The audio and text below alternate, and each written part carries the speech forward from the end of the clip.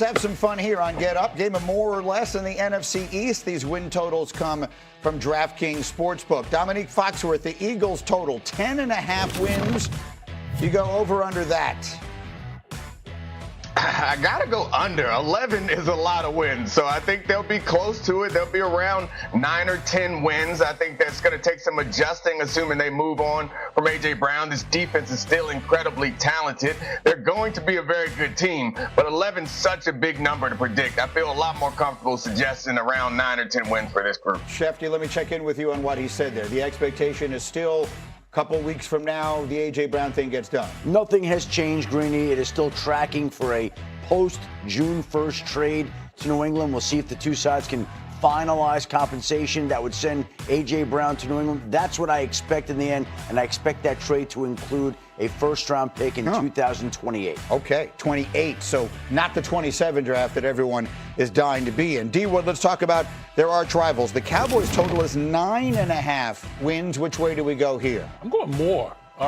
Listen, their offense is going to be able to score with anyone. Obviously, George Pickens signing his franchise tag, bringing him back in the fold. But look at all the pieces they added on the defensive side of the football, whether it be via free agency or the draft.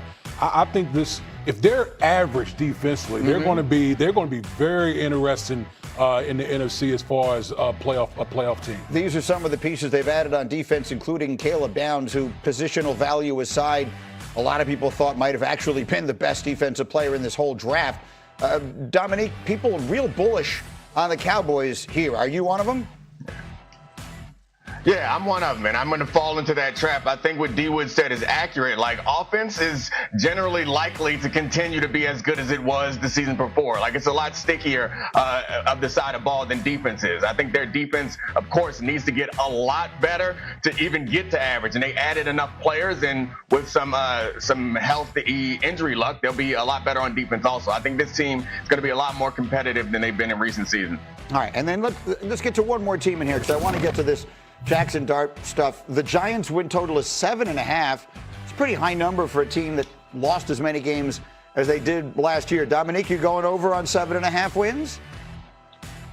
Yeah, I'm going over. I think that the biggest leap that a quarterback can make is from that first year to the second year, understanding how fast things work, using that offseason to get better. So while we're hearing that Malik Neighbors might be having had another surgery, I understand that adding Isaiah Likely to that offense adds some explosiveness there, and the pieces that they add to the defense, I think, makes this team a lot better. Of course, the new leadership that they have, they're going to have a much more buttoned-up organization, I think, and have a better season than 7 wins. They'll get to 8.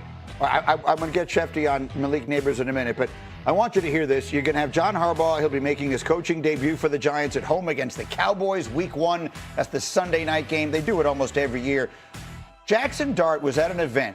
He spoke to our Jordan Runan, who covers the Giants for us, about the new feel of the offense for this season. And listen to the words he chose. I just think that we're very versatile. I think that starts there, and then the other thing is I just can't wait for all my boys to be back healthy. I'm excited for the pieces that we brought in. They're going to help us a ton, and we're just going to be a physical, violent team, and that goes on the offense side of the ball, defense side of the ball, and the special teams. So the boys can't, and I can't wait to get after it. Listen, with all the conversation, maybe I'm taking the words very literally, but with all the conversation about how he needs to be a little less physical and a little less violent, those are the two words he chooses to describe what his offense is going to look like this year. Right? You want a physical, violent offense, but the quarterback isn't supposed to be a part of that. Right? The quarterback is supposed to be the guy standing behind it, watching everyone else be physical and violent. What did you think of him saying that, D. Wood? Usually you don't have your quarterbacks using those type of words. Right. Listen, as a lineman, I typically like that, but after the year that Jaxson Dart had last year, where he kind of left himself out there quite a bit of time, you just hope for his sake. Just stay available. Don't put your body out there. You don't need to be violent as a player out there. You just need to be a ball distributor and help your team win. Nick, is he just using the words he's heard? You played for John Harbaugh. So I wondered, is he just using the words he has heard the coach using? What did you think of that? I think that's possible, but I also think, given what we know about Jaxson Dart, he feels that in his heart. That is a genuine response from him. He believes that no matter who the coach is. And in his defense, everybody talks like that in football. You'll hear GMs say that. They ain't never hit nobody in their life. That's just the way that football players talk. It doesn't mean anything. Watch all the coaches. We're going to be violent and physical. They all soft. They can't bust a grape in a fruit fight, but they're going to say it. So I don't think that we need to jump to any conclusions on Jaxson Dart. I hope that he did learn from last season. Him just talking greasy don't mean that he going to go out there and be dumb again. I hope so. I love him. I mean, let me make it as clear as I can. If it sounds like I'm knocking him, I love the attitude. I love his intensity. I love his confidence. I think he has a chance to be a terrific player, and I think the Giants could be vastly improved. But he needs to stay out of the blue tent. I mean, they lost 4 games last year in which they had double-digit leads, right? You turn that around with decent coaching and just the law of averages, and the Giants, I think, have a chance to be a playoff team this year. The offense can be more physical. Jaxson Dart can be less physical. That's what we need from Jaxson Dart. I mean, I had Troy Aikman in here the other day, and he said that Troy, was talking to Dart before a game they were doing, and that he was talking about, you got to take care of your body, you got to watch yourself, and Jaxson seemed to get it. And like the third play of the game, he's running into guys and all that sort of stuff. So that's just kind of who he is. That was the conversation that week about how he needed to take better care of himself. Right. And that conversation lasted for about 3 plays before he didn't take better care of himself, because that's just who he is as a player, and that's what he's used to. And you'd like to think that over time, that eventually the message will get through, but it's just not. This is the play. Right. He was supposed to take it easy that week. He was supposed to not take those hits. And what happens early in the game, third or so play, goes to the sideline and gets completely blown up on the sideline.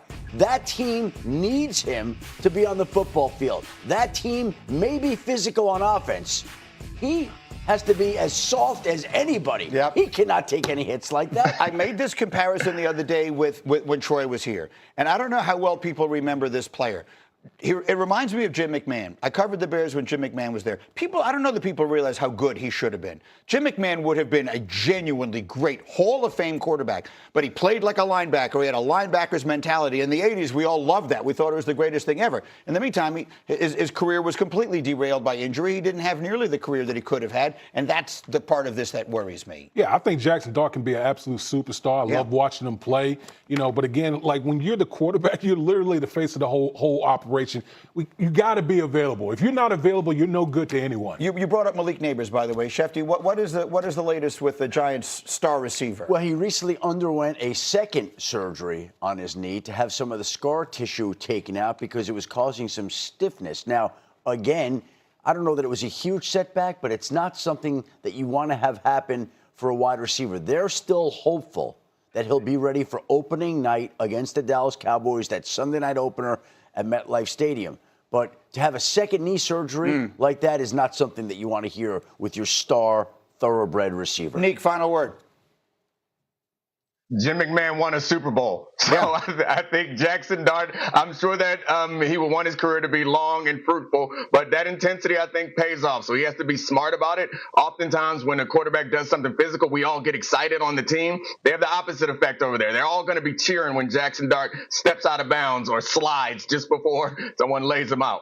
Yeah, I look, I love him. I think he has a chance to be an absolutely great player, and I love the spunk and the attitude, but he's got to make sure that he's out there.